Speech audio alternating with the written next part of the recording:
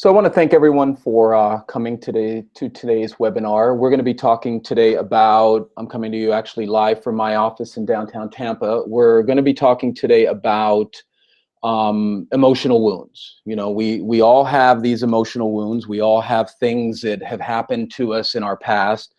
And we're going to talk briefly about that because part of what the point of a lot of these talks is to engage with people who are in the process of struggling with anything that may be affecting them. So I can see that we have some people attending today. So I want you to feel free to jump in with whatever questions you might have or comments or anything.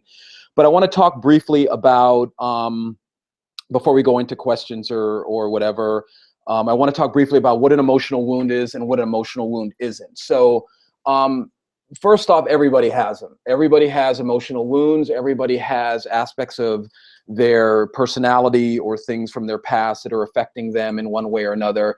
And part of what I have found in our society is what we don't do is we don't seem to talk about these things. We don't seem to engage with different aspects of who we are because we're afraid of the judgment that may come from that. So let's talk briefly about that again. If you saw my first talk, we talked a lot about this mental health stigma, this idea that talking about what we're thinking and feeling is wrong, that there's something something to be ashamed of in talking about what we're thinking and feeling.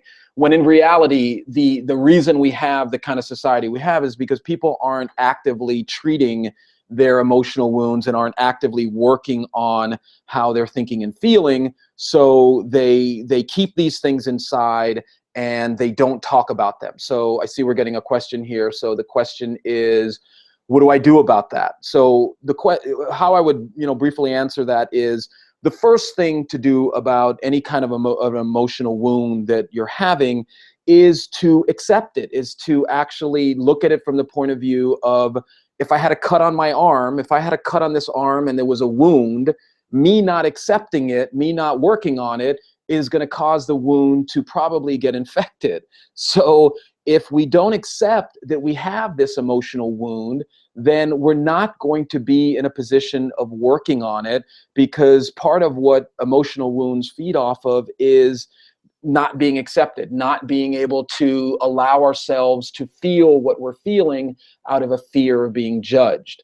So I hope that answers your question. The question was, what do I do about it? The first step in any process of working on it is to accept what you're feeling, is to accept that I am feeling this emotional wound.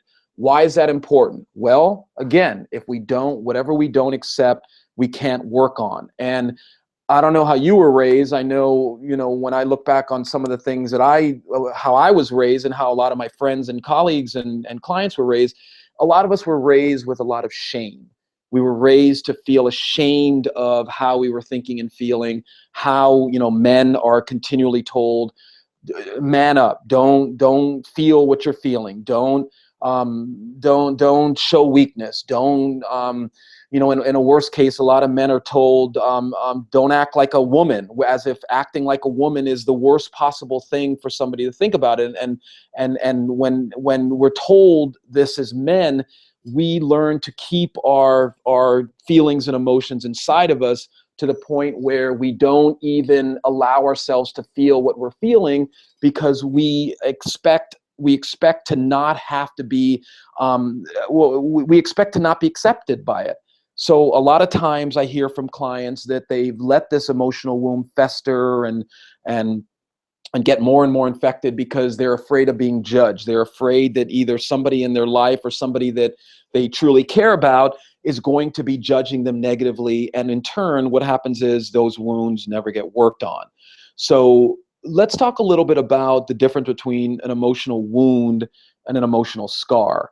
So we hear that a lot. People say, oh, I've got all these scars, I've got all these emotional scars. But in reality, what I've found is that most people don't have scars. They actually have, infected wounds that they're not dealing with. A scar implies a healing process. And one of the things that I really try to push with a lot of my clients is the idea that healing is possible. Our society seems to be geared around stigmatizing wounds, stigmatizing pain, putting pain out there as one of the most negative things possible to experience and something to eliminate. I mean, if you really stop and think about what pharmaceutical companies do, and I'm not saying all medicine is bad, I'm certainly not implying that, but what a lot of pharmaceutical companies try to do is they try to stigmatize pain. I mean, we see this everywhere. We see it in advertising, we see it in beer commercials. I mean, I was watching TV the other night, and there was a beer commercial that came on, and it was, of course, it was showing everybody happy and at the bar singing and everybody, you know, having a great time. And at the end of the commercial, the tagline was, "For a better you." Now, imagine that. Imagine that this is what is being fed into our psyches, is this idea that for me to have a better sense of who I am, I need beer.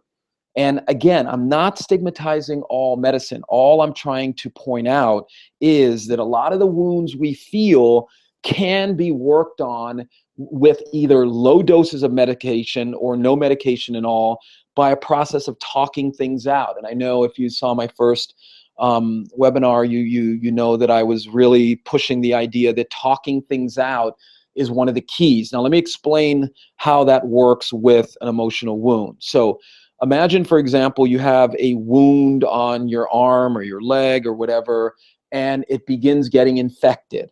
So what's the first thing a doctor is going to do? What's the first thing any medical professional, even you, are going to do? You're going to get the infection out. You're going to push the infection out, either by literally squeezing it out or treating it with something, or actually just cleaning it out and covering it up so it can heal on its own. It's the exact same process with working with somebody like me. You begin talking things out of you. It is a release.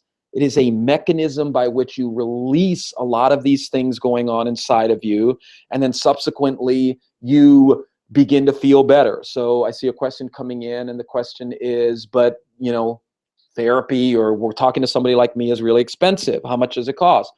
Well, that is really up to the provider. Most of what's happened now in our country with the Affordable Health Care Act is that most of us have health insurance. Not all of us, but predominantly most of us have health insurance. And because of the Affordable Health Care Act, our mental health coverage and physical medical health coverage is on the same level now. Now, before, it wasn't. You had caps, or even some policies didn't cover mental health. Now that's not happening. It is a law that mental health and physical health are on parity, meaning they're on the same level. So you have built into your benefits the ability to access mental health. Now, think of the word mental health right there. That is a stigma. People begin thinking, "Oh my God, I'm mental. I'm crazy. What's wrong with me?" This is what we need to question. Why is it stigmatized to talk about your emotional wounds? Why is that? Anybody wants to jump in with a question or answer? Why is that? Okay, I see an answer here. Exactly. Because people are going to look at you as weak, as needy, as not being okay.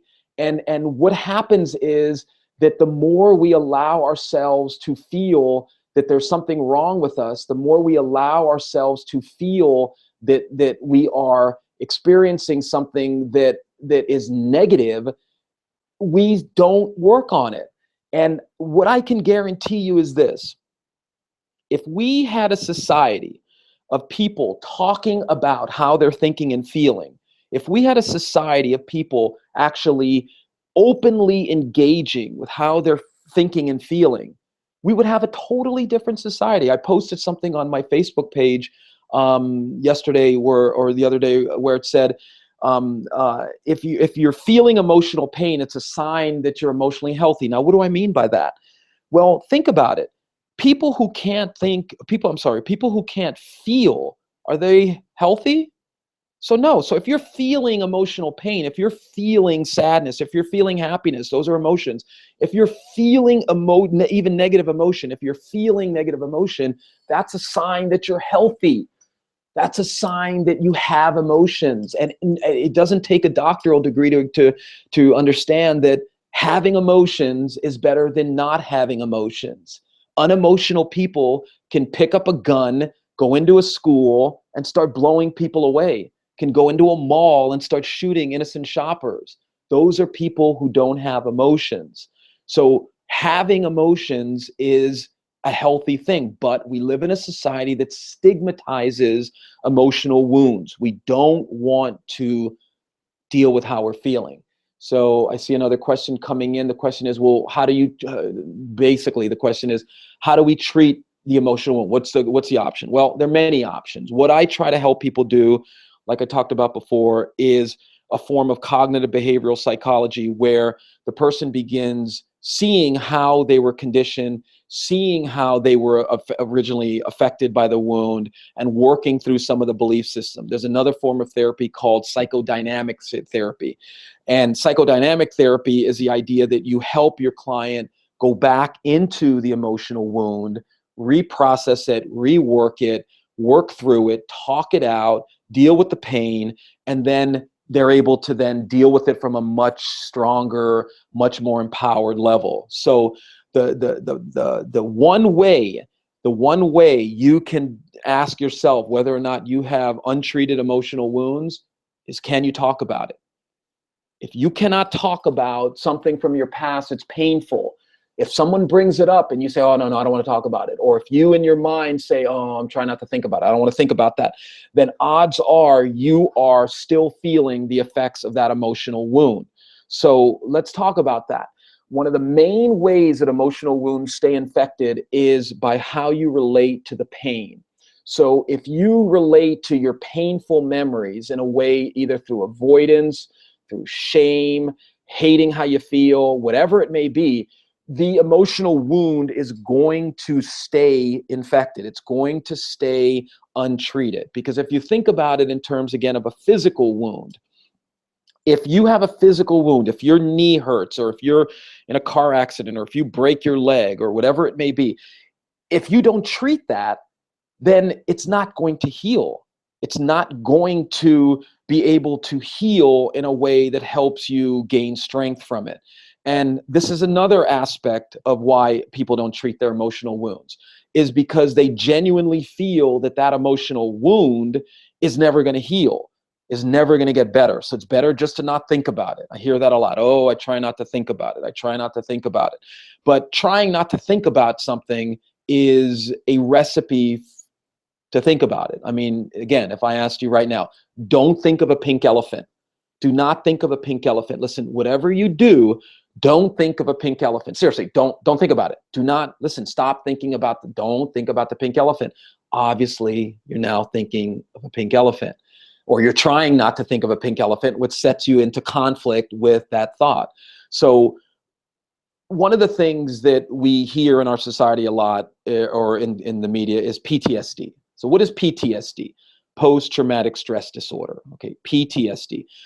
Somebody goes through a trauma, they feel, they have memories about it, they have dreams about it, it's affecting their thinking and feeling, they feel incapacitated by it, they either need medication or they react violently. That's when post-traumatic stress goes into a disorder. Now, most of us, if not all of us, I maintain that anyone who was raised by a human being in a family is going to have some sort of trauma. Does everyone have PTSD? No. In fact, I would offer you that most people have the ability to transcend their post-traumatic stress, because most people aren't even aware that there's a sister to PTSD called PTG, post-traumatic growth. And again, this is something that is not talked about in our society. What is post-traumatic growth? Post-traumatic growth is the notion that people go through all kinds of trauma and they actually grow from the event. They become better. I don't know if you remember or not remember, but I don't know if you happen to read any interviews or books from some of the Boston bombing victims. But several of them commented in their books or on shows or when they were speaking that it was the best thing that ever happened to them. Now, what does that mean?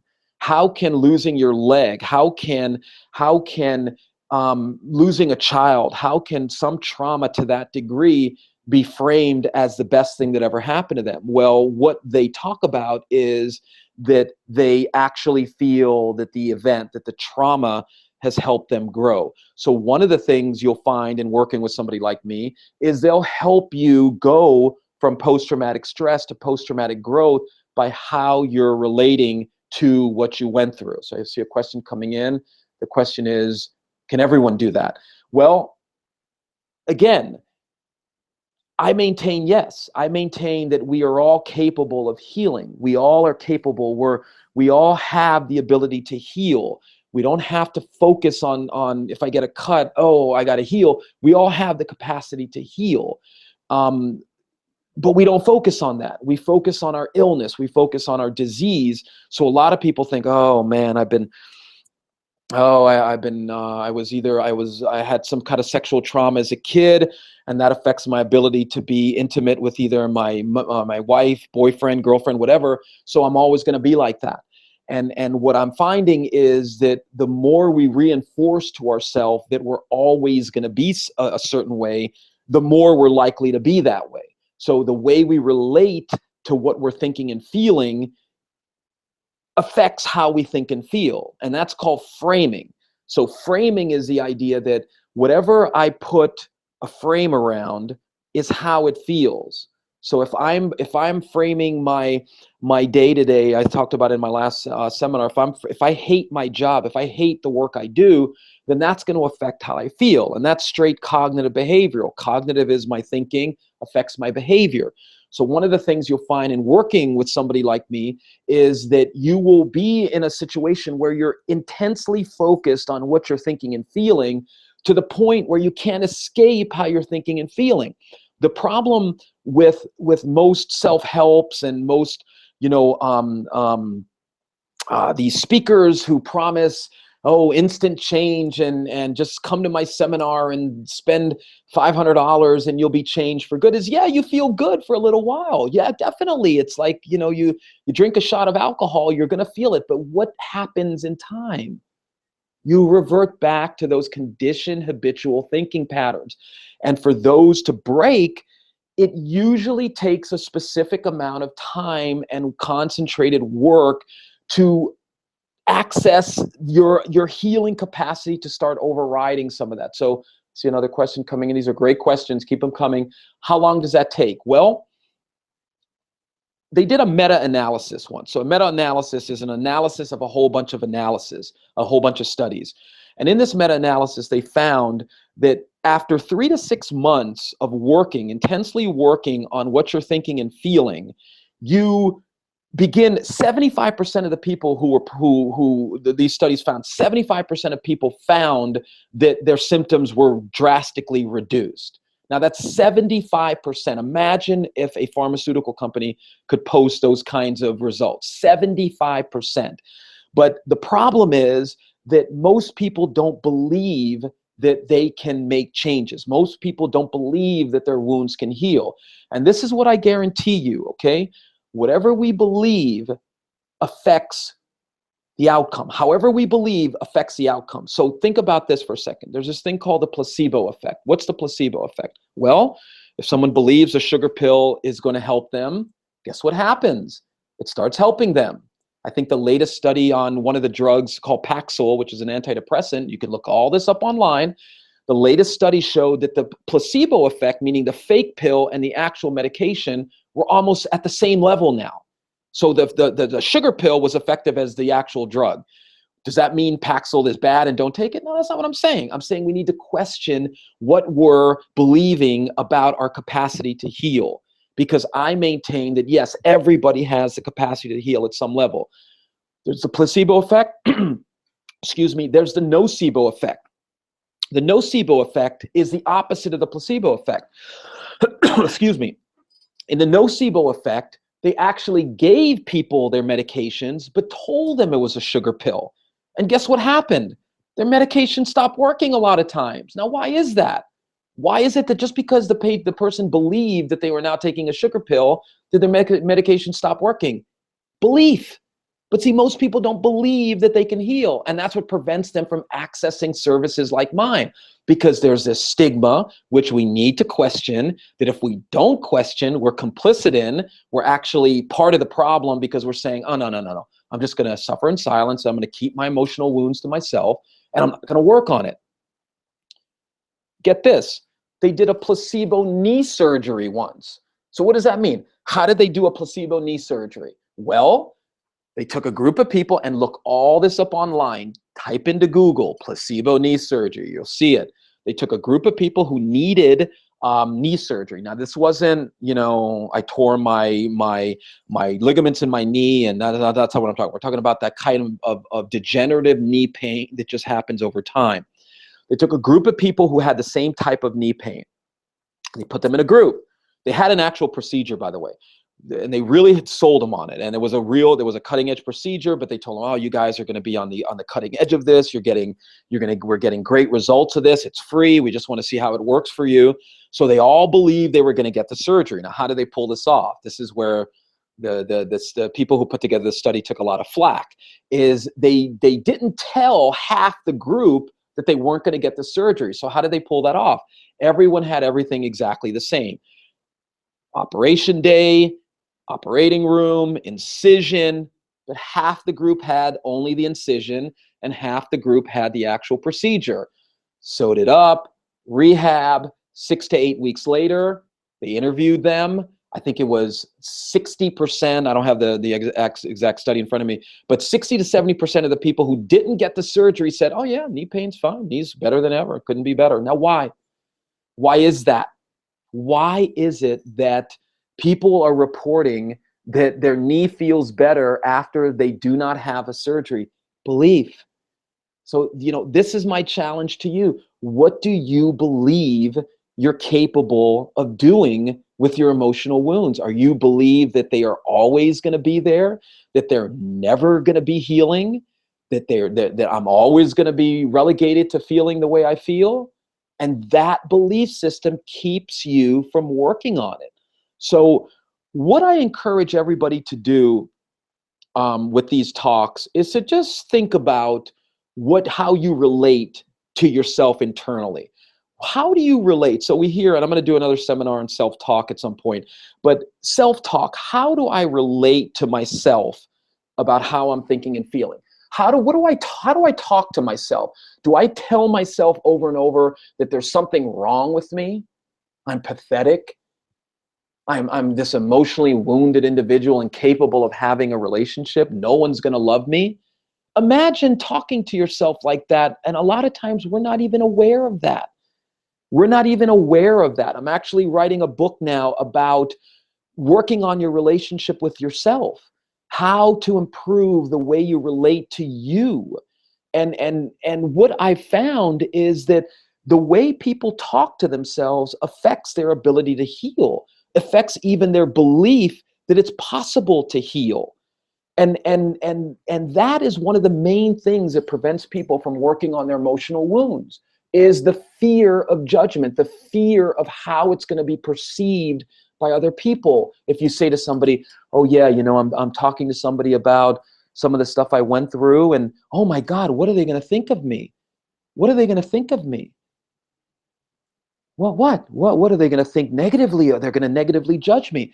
Think about this. And I posted this on one of my, and it got a lot of hits on it. But let's assume for a second that there's a group of perfect people on the planet. Let's say there's a group of perfect people on the planet, okay?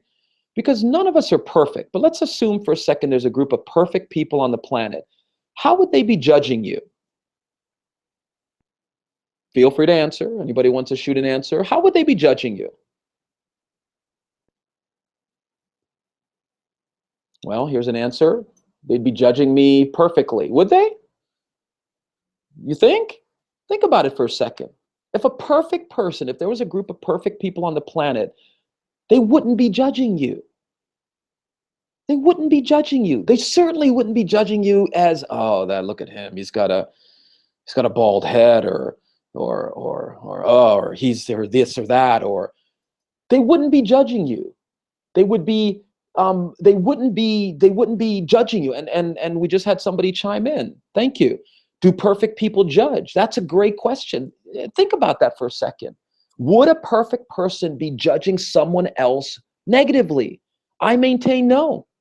I maintain no. I maintain that negative people, people like us, we're all imperfect. We all are imperfect. That's why we judge people imperfectly. So thank you. Great question. Do perfect people judge? I maintain no. I maintain it's us, we, myself included. We are imperfect. We are judging other people imperfectly. And then we judge ourselves that way, as though there's something wrong with imperfection. And I'm going to do a seminar on perfectionism. Another study just came out. People who self-identify as perfectionists, okay? People who identify as perfectionists, get this. Guess what they also identify as? Depressed, unhappy, alienated, as though perfection is attainable. This is another thing that prevents people from getting help with their emotional wounds, is they tell themselves they're supposed to be perfect. It's not okay to have this emotional wound because I'm afraid of being judged. And imagine if we as a culture were afraid of being judged for going to the dentist, for having a cavity, for having a broken leg. Imagine if you broke your leg and you lived in a culture that said, "Oh no, no, no, no, no, don't go to the doctor because people are going to think that you have a broken leg and you don't want that." But guess what? We have brokenness inside of us, and what do? Oh no, no, no, no, no. I can't do that. People are going to judge me. So the next time you're afraid of being judged, ask yourself, who's judging you?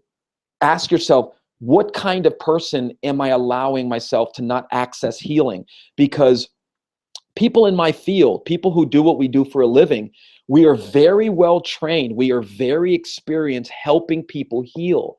And I don't heal anybody. I am not the healer. You're the healer. You have the healing inside of you. And what I try to help people do is to access that. So, pain. Let's think about how pain is looked at in our culture. How is pain looked at? Feel free to jump in whenever you want. How is pain looked at? As something to get rid of, something to stigmatize. It's a bad thing. And guess what? That is $1 trillion a year industry. The stigmatization of pain, making pain a bad thing. Having pain be ingrained in our minds to the point where we genuinely believe that we have to kill the pain. We have to get rid of the pain. And that is why we have the kinds of addictions and kinds of problems we have. People are trying to eliminate something that inherently our body needs to heal. Now, am I saying all medication is bad? No. Am I implying that if you're taking medication, you're weak? No.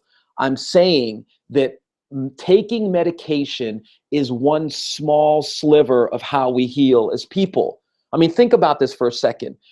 What's the difference between you, the person looking at this today, hearing this, what's the difference between you and a medical doctor who cannot prescribe pharmaceutical drugs? What's the difference between you and a medical doctor who can't prescribe pharmaceutical drugs?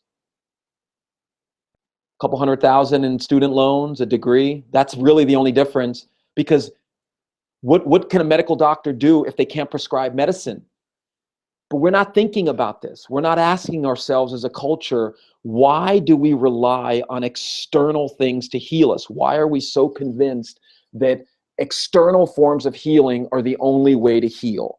And what I try to help people do is to go through a process of acceptance and working on their pain and beginning to find meaning and choose their frame on how they're framing what they went through. And a lot of what I went through, or not went through, a lot of what I help people who have gone through a lot is based on the writings of a gentleman, a psychologist named Viktor Frankl. Now, Viktor Frankl was a gentleman who lived in a period of time where he found that one of his famous quotes is, in any situation, man, man or woman, but in any situation, man has a capacity to choose his attitude in relation to the environment he's in.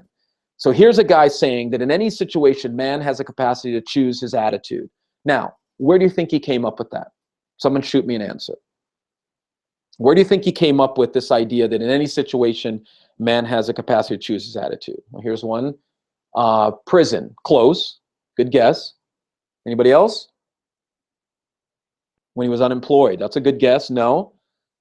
Nazi concentration camp. So here's a guy who comes out of a Nazi concentration camp and realizes that no matter what situation you're in, you have the capacity to choose your attitude. And in his book, and you can, get his book. In his book, Man's Search for Meaning, he talks about how when he was in the concentration camp, he saw people who gave up, they lost their meaning, they gave into the hopelessness, they gave into the external environment affecting how they feel inside, and they didn't make it through, or they made it through and they were destroyed. He realized that he was in control of how he chose his attitude, how he chose his relationship to what he was thinking and feeling. So, emotional wounds. We're going to wrap up here. Thank you for everyone who participated. Emotional wounds. We need to accept the presence of the emotional wounds. We need to accept that we all have these emotional wounds, and how we're framing it, how we're talking to ourselves about it, how we relate to it internally is how it's affecting. And if you, by the way, if you're living with somebody or a friend of yours or somebody has an emotional wound and they're clearly suffering, encourage them to get some help. Encourage them.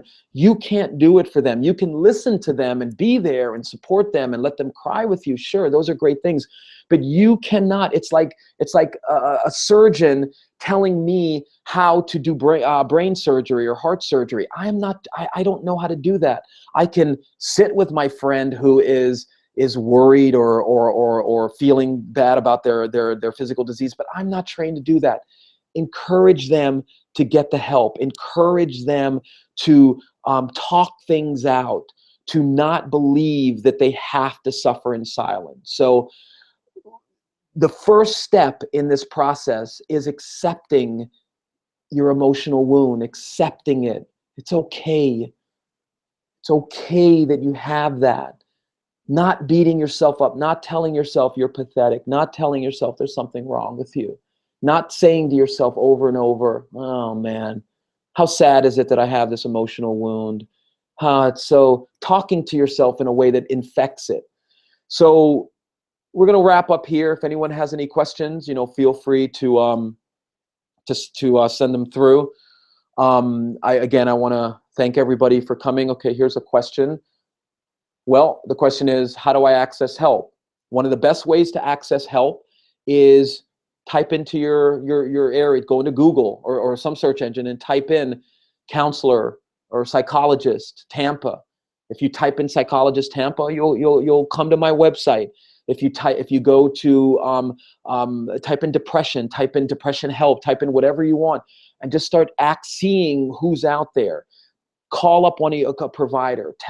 Do a phone session, do a phone consult with them, and see if there's a connection. Because most of what this is about is finding somebody that you feel you can work with, finding somebody that you feel safe enough to work with, and you feel comfortable enough that you can go into how you're thinking and feeling, so that you can work through the process. So again, thank you for coming.